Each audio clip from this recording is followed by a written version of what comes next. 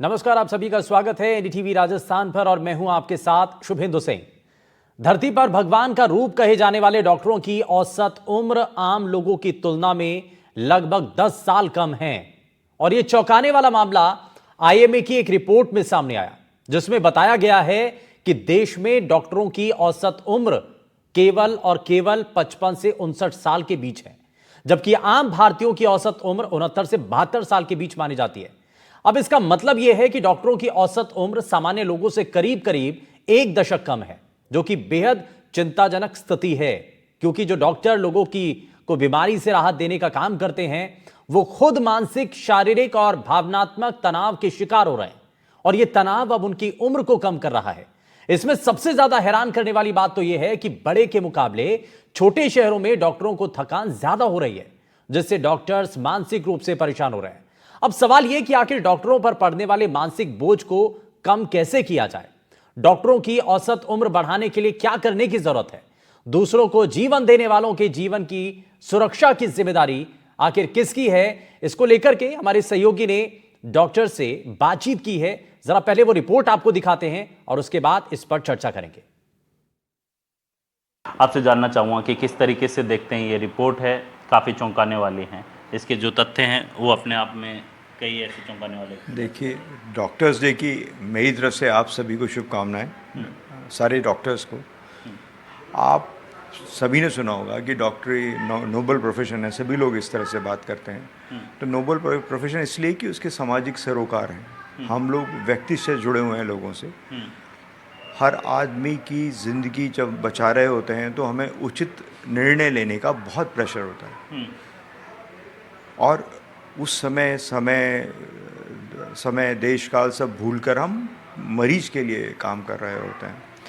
तो ये थोड़ा स्ट्रेसफुल सिचुएशन है और ये जो इज्जत जो मिलती है डॉक्टर्स को समाज में, जो समाज में उनको थोड़ा गर्व से देखा जाता है, तो उसके साथ रेस्पॉन्सिबिलिटीज़ भी हैं इस प्रोफेशन में। रिपोर्ट के अंदर यही कहा गया है कि सबसे ज़्यादा जो डिप्रेशन है या फिर जो थकावट है वो 24 से 35 साल के जो डॉक्टर्स रहते हैं उनके अंदर देखी गई है। और सबसे ख़ास बात ये है कि जैसे कि अभी आपने भी जिक्र किया कि जो 24 घंटे काम रहता है, टाइमिंग का प्रॉपर तरीके से मतलब मैनेजमेंट आप करने की कोशिश करते हैं, लेकिन मरीजों का भार इतना होता है कि आप कर नहीं पाते हैं। देखिए, जहाँ तक मैं यंग कोलीग्स की बात करूँ तो मैंने इस समय को तेज़ी से बदलते हुए देखा है। डॉक्टरी में पढ़ने के लिए आपको बहुत समय लगता है। कोई भी डॉक्टर पाइपलाइन में घुसने के बाद बाहर निकलते ऑलमोस्ट 15 साल हो जाते हैं। 15 साल की 12th के बाद की टीचिंग बहुत बड़ा समय है, बहुत बड़ा समय है। तो हर व्यक्ति की परिस्थिति डिफरेंट होती है और उसके बाद भी आपको डेवलप होना होता है। 15 साल बाद भी नहीं कि आपकी पढ़ाई ख़त्म हो गई, आप लगातार इवॉल्व होते हैं। आपको नई नई टेक्निक से, नए नए रिसर्च से अपडेट रहना पड़ता है। आप डॉक्टरी प्रोफेशन नोबल इसलिए है ना, आपको एक डॉक्टर को एक अच्छा साइंटिस्ट भी होना चाहिए, एक अच्छा क्लिनिशियन भी होना चाहिए, उसकी लोगों से बात करने और कम्युनिकेशन की स्किल्स भी होनी चाहिए।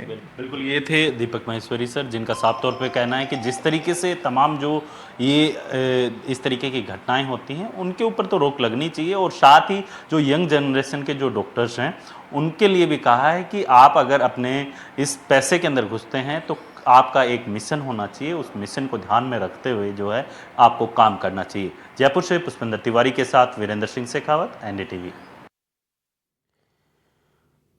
तो यानी कि ये बड़ा मुश्किल बात है और आज इसको लेकर के चर्चा जब हम कर रहे हैं और ये जानने की कोशिश है कि आखिर ऐसा क्यों हो रहा है और जो मानसिक तनाव है किस कारण से बढ़ रहा है, इन सभी चीज़ों के ये सवाल जवाब हम करेंगे, जवाब जानने की कोशिश करेंगे। सबसे पहले आज के खास पैनल से आपको मिलवा देते हैं। हमारे साथ डॉक्टर सचिंदर कौर जी हैं, यशोदा अस्पताल में कार्यरत हैं, लाइफस्टाइल एक्सपर्ट हैं।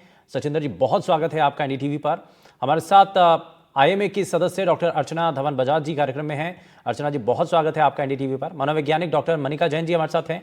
मनिका जी, बहुत स्वागत है आपका। और डॉक्टर मुग्धा तापड़िया जी हमारे साथ हैं, डायरेक्टर हैं इंटरनल मेडिसिन फोर्टिस अस्पताल से। मुग्धा जी, बहुत स्वागत है आपका भी एनडीटीवी पर।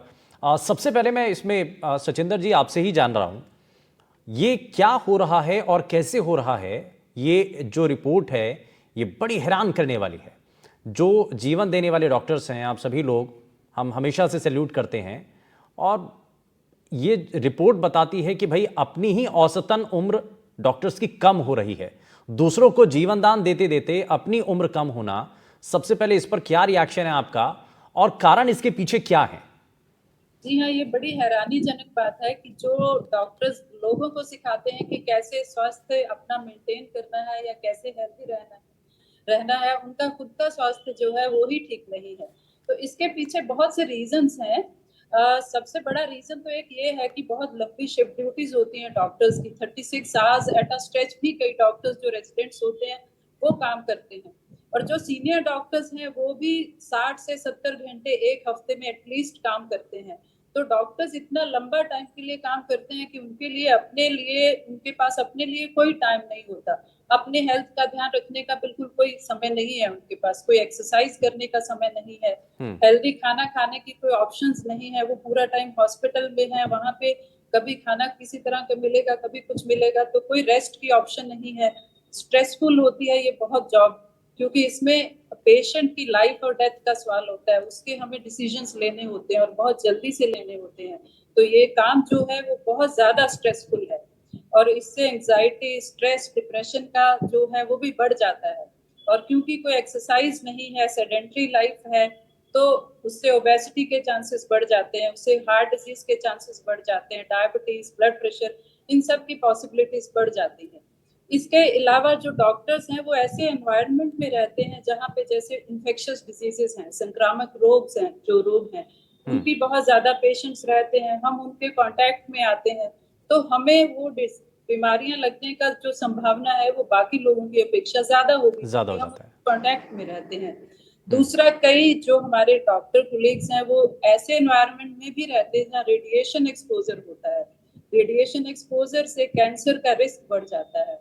तो ये सारी चीजें हैं जिनकी वजह से डॉक्टर्स का जो हेल्थ है वो अच्छा नहीं रहता और डॉक्टर्स के पास इतना कम टाइम है कि वो अपने हेल्थ को लेकर कुछ भी नहीं करते हैं। जो बाकी लोग रूटीन हेल्थ चेकअप्स करते हैं, डॉक्टर्स शायद वो भी नहीं करते हैं। उनको लगता है कि ठीक है, हमें पता ही है, हम हॉस्पिटल में हैं, कुछ होगा तो हेल्प मिल जाएगी, तो वो निग्लेक्ट करते हैं अपने हेल्थ को डॉक्टर्स। तो ये सारे फैक्टर्स हैं जिनकी वजह से डॉक्टर्स के हेल्थ के ऊपर इसका और प्रभाव ये पड़ता है। कई ऐसी परेशानियां हैं जो डॉक्टरों के लिए न सिर्फ मानसिक तौर पर बल्कि शारीरिक तौर पर भी उनको थकाती हैं।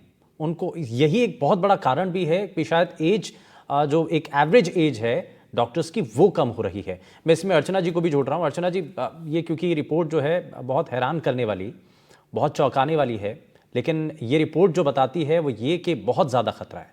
अच्छा, मैं अनुभव भी जानना चाह रहा हूँ अर्चना जी। बहुत प्रेशर भी रहता है भाई, जो पेशेंट हैं उनकी लंबी लंबी कतारें आती हैं, उनको देखना भी है, लंबी लंबी शिफ्ट, जैसा बता भी रही हैं सचिंदर कौर जी कि आप अपने लिए टाइम नहीं दे पाते हैं। शिफ्ट का कोई, कभी पेशेंट आ जाता है, कोई बहुत सीरियस केस है, आपको तुरंत अस्पताल जाना पड़ेगा। बहुत सारी चीज़ें, खाने पीने का आपका टाइमिंग नहीं है, शेड्यूल नहीं हो पा रहा है, एक्सरसाइज के लिए आपके पास टाइम नहीं है क्योंकि ज़्यादातर टाइम आपका हॉस्पिटल में जा रहा है, परिवार से आप दूर हो जाते हैं, परिवार से उतना ज़्यादा टच नहीं है। कई डॉक्टर्स ये भी बताते हैं कि भाई हम अपने परिवार से भी ज़्यादा संपर्क नहीं कर पाते हैं, कांटेक्ट नहीं कर पाते हैं, और खास करके वो लोग जिनकी पोस्टिंग किसी दूसरे स्टेट में या किसी दूसरी जगह पर है। सबसे पहले तो सारे डॉक्टर कोलीग्स को डॉक्टर्स डे की बहुत बहुत बधाई और felicitation to all of you and thank you for taking care of all of us in and outside the profession. और थोड़ा सा हम सबके लिए ये पेट्रिफाइंग बिट ऑफ न्यूज था जब पता चला कि इस तरह से हमारी लाइफ एक्सपेक्टेंसी ही कम है, और वो भी डॉक्टर्स डे पे पता चलने वाली खबर। तो थोड़ा डर तो लगा, पर ऑफ कोर्स जैसे आप सबने कहा, this is a grave matter. और ग्रेव मैटर इसलिए कि ना सिर्फ एक ही मात्र दुनिया में ऐसी प्रोफेशन जिसमें ह्यूमन लाइफ एट स्टेक है। आप एक इंसान की जान के लिए अकाउंटेबल है, शायद इससे बड़ा प्रेशर तो कोई हो ही नहीं सकता। इसके अलावा जैसे डॉक्टर सचिंदर ने कहा, हम इतने सारे प्रेशर्स झेलते हैं। हम फिजिकल, वर्बल, दोनों तरह के अब्यूज का प्रेशर झेलते हैं। हम अनलिमिटेड वर्किंग आवर्स का प्रेशर झेलते हैं। हम 15-15 साल पढ़ते हैं, और जो हमारे इनिशियल एजुकेशन के ईयर्स होते हैं उनमें not many of us are paid very well, so we also have a financial pressure. मतलब आप ये जो सोच सकते हैं कि मनुष्य पे अपनी ग्रूमिंग में प्रेशर पड़ सकता है, वो प्रेशर एक डॉक्टर पे पड़ता है। ह्यूमन लाइफ दूसरी का प्रेशर, अपनी सेफ्टी का प्रेशर, मरीज को कुछ हो गया जो शायद आपके बस में भी नहीं था, पहला बैकलैश मेडिकल स्टाफ को पड़ता है। Verbal backlash, physical backlash, security का कंसर्न। जो रेजिडेंट डॉक्टर्स होते हैं वो जब गवर्नमेंट हॉस्पिटल के एक डिपार्टमेंट से दूसरे डिपार्टमेंट में जाते हैं, I think most of us, हमने जिन्होंने गवर्नमेंट हॉस्पिटल में काम किया है, वी नो, अगर रात के टाइम ड्यूटी पे आपको एक विंग से दूसरे विंग में जाना है, यू आर स्कैर्ड कि तुम्हारी अपनी फिजिकल वेलबींग का क्या कॉन्सिक्वेंस हो सकता है। तो बहुत सारी चीजें हैं जो हमारी लाइफ को बहुत मुश्किल बनाती हैं। और जिन लोगों के घर वाले डॉक्टर हैं उनके घर वाले तो काफी हद तक ये चीजें समझते हैं, क्योंकि यही रिगमरोल, यही ग्राइंड वो जाके चुके हैं।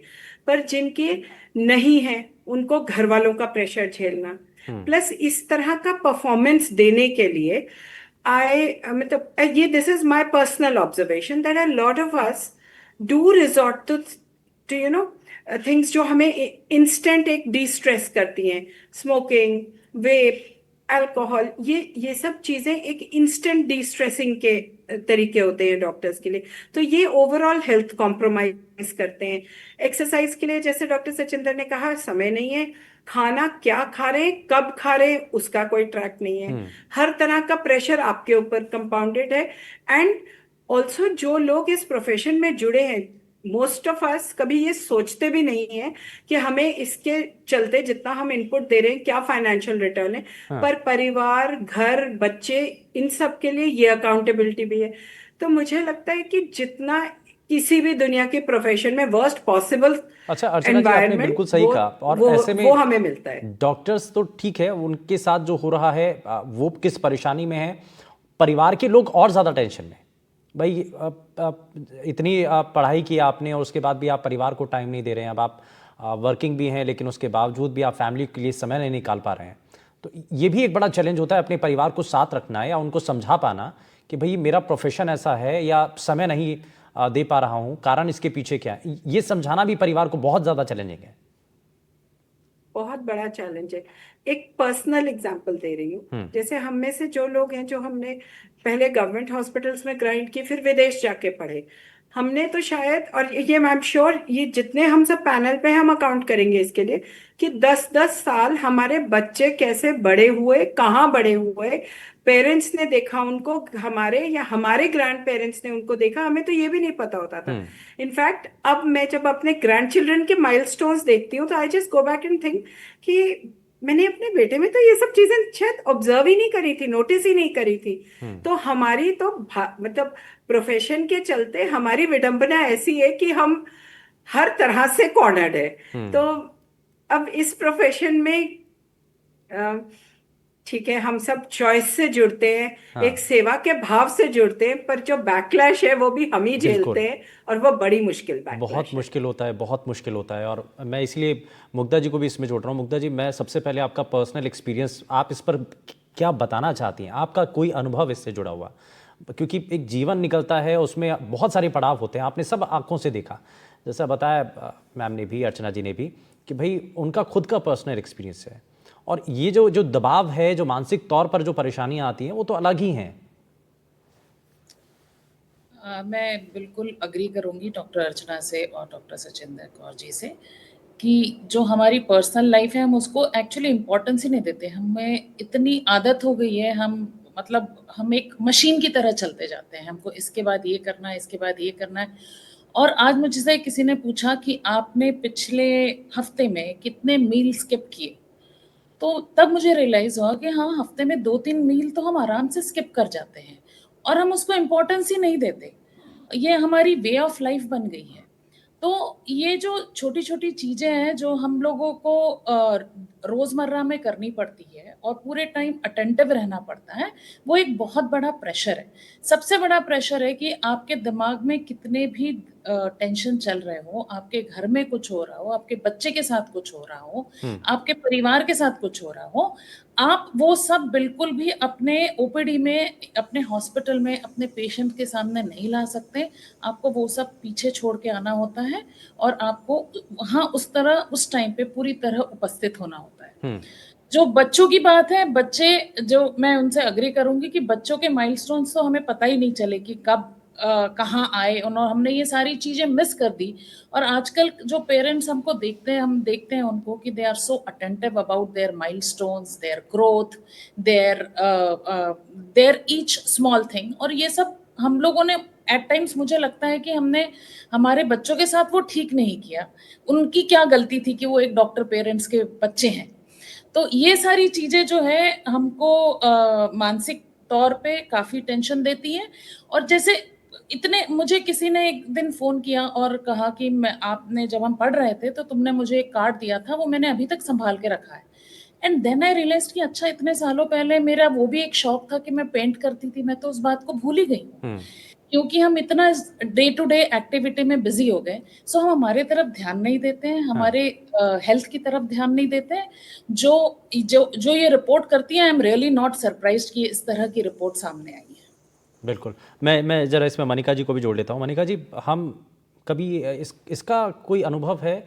हम हमेशा जब ये पूछते हैं कि भाई मानसिक तौर पर अगर कोई परेशान है तो उनके सिम्टम्स क्या हैं, कैसे पहचाना जाता है, लेकिन क्या आपका अनुभव इसमें है कि कोई डॉक्टर आकर के कह रहा हो कि भाई प्रेशर बहुत ज़्यादा है, मैं मानसिक तौर पर परेशान हूँ? जी, बहुत ऐसे केसेस आते हैं जहाँ पे हम देखते हैं डॉक्टर्स में आजकल बर्नआउट और क्रॉनिक स्ट्रेस के केसेस बहुत बढ़ते जा रहे हैं। जो डॉक्टर्स हैं वो हाई स्ट्रेस इन्वायरमेंट में काम करते हैं, पेशेंट लोड ज़्यादा होता है, इमरजेंसीज होती है, लाइफ डेथ सिचुएशंस बहुत देखने को मिलती है डॉक्टर्स को। तो ये सारी चीज़ें स्ट्रेस को बहुत कंट्रीब्यूट करती है। और जैसे नाइट शिफ्ट्स होती है तो डॉक्टर्स की जो स्लीपिंग आवर्स होते हैं वो यूजुअली 6 आवर्स से कम होते हैं, जो कि उनके ब्रेन फंक्शनिंग को ओवरऑल इम्पैक्ट करता है। जो डेली फंक्शनिंग है वो कैसे असर करती है उनके, और उनकी इम्यूनिटी को भी इम्पैक्ट करता है। जो डॉक्टर्स है, अकॉर्डिंग टू अ स्टडी, जो डॉक्टर्स क्रिटिकल केयर में काम करते हैं, 40% डॉक्टर्स एंजाइटी में है, स्ट्रेस में है, 30% डॉक्टर्स डिप्रेशन का शिकार है। और हम डॉक्टर्स फैमिली को भी टाइम नहीं दे पाते हैं उतना। तो ये चीजें, वर्क लाइफ बैलेंस नहीं है बिल्कुल भी डॉक्टर्स में। तो जो हमारे पास सिम्टम्स आते हैं डॉक्टर्स में वो यूजुअली यही होते हैं कि वर्कलोड ज्यादा है, फैमिली पे फोकस नहीं कर पा रहे हैं, काम पर भी ध्यान नहीं दे पा रहे हैं। कभी कभार फैमिली मेंबर्स कंप्लेन करते हैं तो वो चीजें काम पे भी असर डालती है कभी कभार। तो यही सिम्टम्स है, यही चीजें हैं जो मुझे लगता है कंट्रीब्यूट करती है डॉक्टर्स की आयु औसत को कम करने में 10 साल। ये बहुत महत्वपूर्ण है। और जब बात ये आती है कि भाई डॉक्टर्स जो हैं, खास करके जो मनोवैज्ञानिक हैं, वो जब आप आम लोगों के बारे में बताते हैं कि भाई उनको किस तरीके का स्ट्रेस है, उनको क्या करने की ज़रूरत है, लेकिन सवाल यहाँ पर यह है कि जब डॉक्टर्स के लिए ही ये सब कुछ बात हो तो बड़ा सोचने वाला विषय है। मैं इसमें ज़रा अर्चना जी को जोड़ रहा हूँ। अर्चना जी, हम इसमें एक और विषय है, इस पर ये बताया जाता है, इस रिपोर्ट के अंदर एक और बात सामने आई कि जो ग्रामीण इलाके हैं या जो छोटे शहर हैं, वहाँ पर 85% जो डॉक्टर हैं वो मानसिक रूप से परेशान हैं। खास करके इसमें फीमेल डॉक्टर की जो संख्या है, वो महिलाओं में जो है मानसिक तौर पर थकावट ज़्यादा हो रही है। इसमें कुछ एक्सपीरियंस, क्योंकि क्या घर से दूर होना या वहाँ पर इनसिक्योरिटी होना, इस रिपोर्ट के अंदर ये भी आया कि महिला डॉक्टर जो है वहाँ पर अपने आप को सेफ फील नहीं करती हैं। बिल्कुल, आप घर से दूर हैं, परिवार से दूर हैं। जो लोग, मतलब मैं ऐसा नहीं कहती कि हमें कंडीशन नहीं होना चाहिए अलग एनवायरनमेंट में रहने और काम करने के लिए, पर जिसने सारे अपनी जिंदगी एक कॉस्मोपॉलिटन शहर में निकाली है, उसको अगर आप सडनली एक ग्रामीण एरिया में भेज रहे हैं तो वो भी एक स्ट्रेस है। ठीक है, धीरे धीरे हम डॉक्टर्स इतने रेजिलियंट होते हैं और इतने अकोमोडेटिंग होते हैं कि हम हर चीज से एडजस्ट करना सीख जाते हैं। वो हमारे काम की भी नेचर है। कुछ हम कंडीशन इस तरह से हुए होते हैं कि हम धीरे धीरे सीख जाते हैं। पर इनिशियली वो जो एक ट्रांजिट फेज है, जो आप एक प्रॉपर कॉस्मोपॉलिटन से एक रूरल एरिया में जा रहे हैं जहाँ आधी से ज्यादा दवाइयाँ अवेलेबल नहीं है, इंफ्रास्ट्रक्चर बहुत कम है, लोग आपका के साथ काम करने के लिए बहुत कम है, परफॉर्मेंस प्रेशर 4 गुना ज्यादा है, लाइफ उतनी ही इम्पोर्टेंट है, चाहे वो शहरी की हो चाहे वो ग्रामीण व्यक्ति की जिंदगी हो। तो आपको अपना बेस्ट फुट फॉरवर्ड करना है बहुत कम सुविधाओं के साथ। तो ये एक प्रेशर। दूसरा प्रेशर एक इंफ्रास्ट्रक्चर कम होने का, घर से दूर होने का। कुछ भी कहिए, आपका परिवार आपका सबसे बड़ी स्ट्रेंथ होती सपोर्ट है। होता आप है, अपनी बिल्कुल। स्ट्रेंथ पे रात के 2 बजे भी पहुंचे, 2 घंटे भर भी परिवार को देख लें, तो वो बड़ा रीअश्योरिंग है। जब आप वो नहीं कर पाते, वो एक सेटबैक लाइफ के लिए। प्लस सेफ्टी का कंसर्न सिर्फ गांव में नहीं है या ग्रामीण एरियाज में नहीं है, शहरों में भी है। डॉक्टर, फीमेल डॉक्टर्स हर जगह अनसेफ फील करती हैं अपने आप को। हाँ। ये तो अब इस दौर में और कुछ ऐसे एपिसोड्स हुए, the Calcutta episode and so on, हाँ। जिसने चीजों को बहुत अग्रेसिवली चेंज किया। हाँ। जब हम लोग रेजिडेंट्स होते थे, आई रिमेम्बर, हमें एक ब्लॉक से दूसरे ब्लॉक जाने के लिए हम हमेशा वेट करते कि 5 लोग इकट्ठे हो जाएं, जिसमें से साथ में 2 लड़के होंगे, तब हम एक से दूसरे ब्लॉक में जाएंगे, because there would be no lights, there would be no guards and there would be no way that you can tell yourself कि भैया कोई आकर मुझे मोलेस्ट नहीं करेगा, जितनी भी असॉल्ट फैसिलिटी नहीं मिल रही है करेगा। उसमें उसमें आपको काम करना ही है। मरीज वहां पर आ रहे हैं तो आपको करना एक ही बट है। नहीं करना है। आपको अच्छा लगे बुरा लगे, यू हैव टू परफॉर्म। हाँ। क्योंकि एंड ऑफ द डे आप अकाउंटेबल है एक इंसानी जिंदगी के लिए, और उसका प्रेशर आप अपने शरीर और अपने दिल और अपने दिमाग पे ही लेंगे। ठीक है, मैं इसमें जरा सचिंदर जी को जोड़ रहा हूँ। सचिंदर मैम, एक चीज़, अब हमें डॉक्टर्स को, जो अभी नए आए हैं या पुराने भी हैं, लाइफस्टाइल चेंज करने की ज़रूरत है। अब ठीक है, टाइम तो उतना ज़्यादा देना ही पड़ेगा, वो तो एक विषय है ही, लेकिन अब हम कैसे थोड़ा सा चेंज कर सकते हैं या कैसे सुधार ला सकते हैं, इसके लिए क्या अब मैसेज होगा? तो यही है कि डॉक्टर्स को अपने बारे में भी सोचना चाहिए। उन्हें सिर्फ ये नहीं सोचना चाहिए कि सिर्फ हम बाकी लोगों के हेल्थ के जिम्मेदार हैं, वो खुद अपने हेल्थ के भी जिम्मेदार हैं। डॉक्टर के साथ साथ वो एक इंडिविजुअल है, उनकी अपना भी एक लाइफ है, अपनी फैमिली है, तो उनके बारे में सोच के अपने हेल्थ के बारे में भी उनको स्टेप्स लेने चाहिए। कुछ वर्क लाइफ बैलेंस होना चाहिए, कुछ टाइम कॉन्स्ट्रेंट होना चाहिए कि इतना ही टाइम हॉस्पिटल में रहना है, कुछ टाइम अपने लिए रखना है, एक्सरसाइज करनी है। हॉस्पिटल में ये होना चाहिए कि कुछ हेल्दी खाने का इंतजाम हो, ताकि जब भी डॉक्टर्स को जरूरत हो वो उसको इस्तेमाल कर सकें। इसके अलावा जो बहुत ज्यादा मेंटल स्ट्रेस रहता है डॉक्टर्स को, तो ये भी है कि बहुत डॉक्टर्स मेंटल स्ट्रेस में होते हैं बट वो हेल्प लेते भी नहीं है। वो नहीं जाते हैं मेंटल हेल्थ के लिए भी, अपने लिए इतना अवेलेबल नहीं करते हैं। तो उनको अपनी ये थिंकिंग भी बदलनी होगी, उनको अपने ऊपर ध्यान देना पड़ेगा, अपने बारे में सोचना पड़ेगा। और मेंटल हेल्थ भी अगर कोई इश्यूज हैं, स्ट्रेस है, एंजाइटी है, तो उसके लिए भी जल्दी हेल्प लेनी चाहिए। अगर कोई डॉक्टर अपने एडमिनिस्ट्रेशन में, अथॉरिटीज में बताता है कि उसको कोई प्रॉब्लम चल रही है, स्ट्रेसफुल सिचुएशन है, तो उसका समाधान भी जल्दी होना चाहिए, इससे पहले कि वो सिचुएशन जो है वो और एस्केलेट हो जाए। और क्योंकि अगर आप पढ़ें, शायद इसी रिपोर्ट में या कहीं पे है कि जो प्रोफेशनल्स में सबसे ज्यादा सुसाइड रेट डॉक्टर्स में है। सभी प्रोफेशनल्स में से डॉक्टर्स में सबसे ज्यादा सुसाइड रेट है। वो इसीलिए है कि बहुत ज्यादा मेंटल स्ट्रेस में रहते हैं, लाइफ डेथ सिचुएशंस में रहते हैं, टाइमली हेल्प वो खुद मांगते भी नहीं है। तो हमें डॉक्टर्स को भी हमें अपने माइंडसेट को चेंज करना पड़ेगा कि हम अपने हेल्थ के बारे में भी कॉन्शियस हों, उसके बारे में भी हम कुछ ना कुछ करने की कोशिश करें। जो रेजिडेंट डॉक्टर्स की बहुत लंबी शिफ्ट्स होती हैं, अगर उनका कुछ हो सके कि कुछ ड्यूटी आवर्स का कुछ फिक्स किया जाए, कोई बीच में उनको ब्रेक मिलने का कुछ इंतजाम हो, सो दैट वो थोड़ा सा रिलैक्स कर सकें। ठीक है, मैं इसमें मुग्धा जी को ज़रा जल्दी से जोड़ देता हूँ। मुग्धा जी, इसमें हम ये भी देखते हैं कि जो यूथ जो हैं, जो नए डॉक्टर्स हैं, उनमें ज़्यादा टेंशन है। आप उसके पीछे कई वजह भी हो सकते हैं भाई। एक तो पढ़ाई, जैसा हम एक हमारे सहयोगी ने एक डॉक्टर से बात की तो उन्होंने कहा कि भाई पढ़ाई ही इतनी लंबी है कि आपको कई साल लग जाते हैं, और उसके बाद में आपको घर से दूर रहना है, आपको प्रैक्टिस करनी है, दूसरे स्टेट में जा कर के रहना है, तो आप लंबा समय हो गया आपको घर वालों से दूर रह करके, लगातार आप पढ़ाई कर रहे हैं। उसके बाद में फिर आप जब प्रोफेशन में आ जाते हैं, जब आप प्रैक्टिस कर रहे हैं, किसी हॉस्पिटल में आप बतौर डॉक्टर काम कर रहे हैं, तो वहाँ पर भी आपके ऊपर वर्कलोड ज़्यादा है, काम का समय आपका ज़्यादा है। तो तो ये सब चीज़ें जो नए डॉक्टर्स हैं उनको ज़्यादा इम्पैक्ट कर रही है। ये सारी चीजें नए डॉक्टर्स को ज्यादा इम्पैक्ट कर रही है बिकॉज एक लाइफस्टाइल शिफ्ट है। जब हम लोग पढ़ रहे थे और आज हमारे बच्चे जिस तरह से पढ़ रहे हैं उसमें एक लाइफस्टाइल शिफ्ट है और उसमें जो है बच्चों को इतनी मतलब क्योंकि सुविधा हो गई है, हर जगह हर चीज की सुविधा हो गई है, तो उस तरह का डेवलपमेंट हमारे बच्चों का भी नहीं है जैसा हमारा था।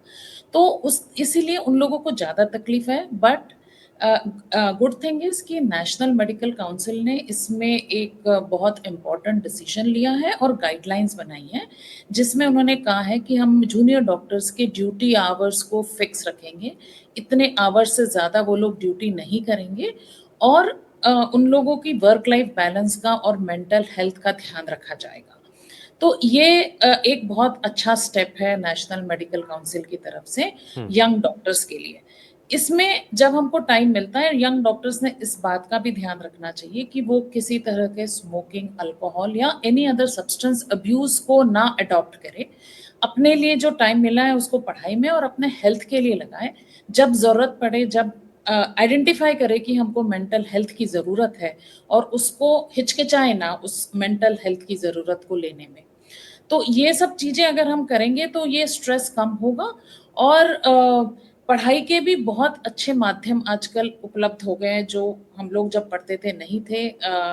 बहुत यूट्यूब वीडियोस आ गए हैं, आपके बहुत अंडरस्टैंडिंग के लिए 3D व्यूज आ गए हैं। सो उस तरह से जो है ठीक है। पढ़ाई का स्ट्रेस तो डेफिनेटली है बट वो उसके माध्यम और होने से उसको हम कम as compare to earlier times it ठीक इज है, लेस। लेकिन मानसिक दबाव को कैसे कम किया जाए? मनिका जी को मैं जरा जल्दी से जोड़ रहा हूँ। मनिका जी, मानसिक दबाव कैसे कम किया जाए, इस पर क्या करने की जरूरत है? और जब कोई भी आता है तो उसको उसको क्या मैसेज देंगे आप, खास करके डॉक्टर्स के लिए? ओके। तो जैसे आपने सुना होगा कि प्रिवेंशन इज द की। तो हमें स्ट्रेस और बर्नआउट जैसी चीज़ों को प्रिवेंट करना चाहिए। उसके लिए हॉस्पिटल्स और इंस्टीट्यूशंस स्ट्रेस मैनेजमेंट प्रोग्राम्स कर सकते हैं। जैसे उसमें मेडिटेशन कर सकते हैं, योगा कर सकते हैं, कोपिंग स्किल स्ट्रैटेजीज हम लोग डॉक्टर्स को सिखा सकते हैं। वर्क आवर पॉलिसीज होनी चाहिए, जैसे 72 घंटे की शिफ्ट होती है डॉक्टर्स की, उनको करके रोटेशनल शिफ्ट होनी चाहिए। और डॉक्टर्स ठीक है। को काउंसलिंग यूनिट होनी चाहिए हर हॉस्पिटल तो में, यानी कि ताकि ये डॉक्टर्स कुछ हेल्प ऐसे ले सके। कदम हैं जिनके जरिए हम डॉक्टर्स की जो मेंटल स्टेटस है या जो मानसिक तौर पर दबाव उनके ऊपर बन रहा है उसको थोड़ा सा बेहतर कर सकते हैं। बहुत शुक्रिया सभी खास मेहमानों का कार्यक्रम में शामिल होने के लिए, आपने अपना कीमती समय दिया। हमारी कोशिश यही है कि डॉक्टर्स से जुड़ी जो परेशानी है उसको समाज के सामने लेकर के आएँ, और जब कोई बतौर एक पेशेंट जब किसी डॉक्टर से मिले तो इस रिपोर्ट को, इस कार्यक्रम को ज़रूर देखें, और उसके बाद में आपको आपका जो नज़रिया है डॉक्टर्स को देखने का, मुझे लगता है और ज़्यादा बदल जाएगा और डॉक्टर्स के प्रति जो आपका भाव है वो और ज़्यादा बढ़ जाएगा। यहाँ रुकने एक छोटे से ब्रेक के लिए आप कहीं मत जाएगा, बने रहिए एनडीटीवी राजस्थान के साथ। नमस्कार।